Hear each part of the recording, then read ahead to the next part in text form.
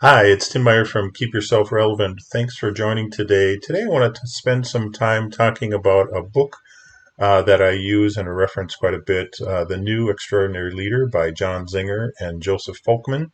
Today, I want to talk about the concept of simplifying leadership, and this will be broken down into two parts. We'll focus on part one today, and then we'll move on to part two in another video. This is in chapter three of the book. Um, Simplifying Leadership is the name of the chapter. So there's five elements for a leader: character, personal capability, and focus on results.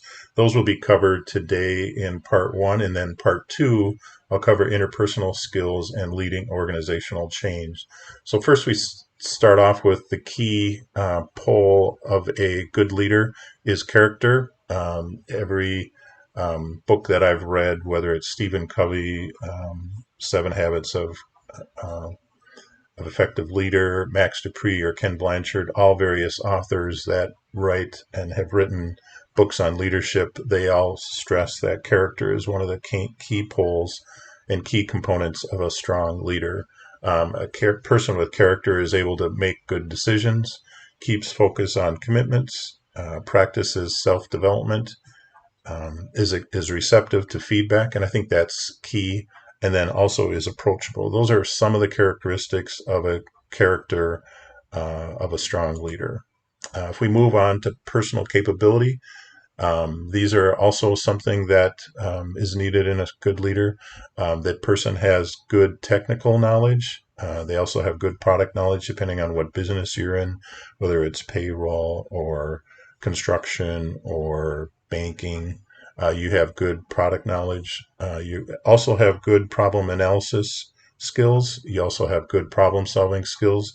And then you're just professional both in communication and written skills. When we're talking about the elements, we also talk about the elements moving forward and growing them in stages. We talk about stage one, you're depending on others. Stage two, you're contributing independently. Stage three, you're contributing through others. And then stage four, you're leading through vision. So we want to make sure that as we go through this presentation, we're focusing on the development of stages 2, 3, and 4, which will be the main focus of this, because it's assumed that as a leader, you're always depending on others.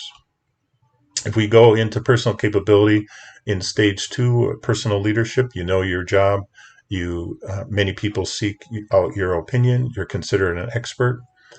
You're contributing through others in stage 3. You demonstrate breadth of knowledge.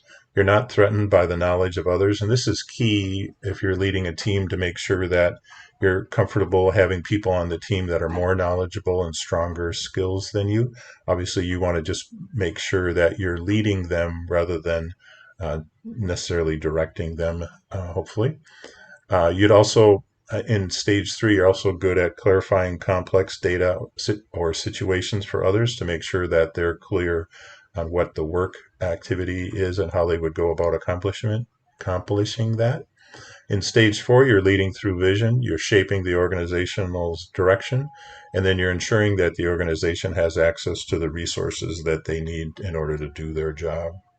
If we focus on the third element, focus on results, again, we're talking about putting stretch goals for the team and individuals. You take responsibility as a leader to help others.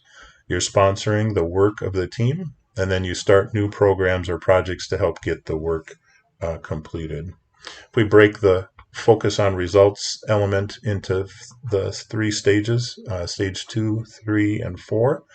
In stage 2, where you can be counted on to accomplish the task without close supervision.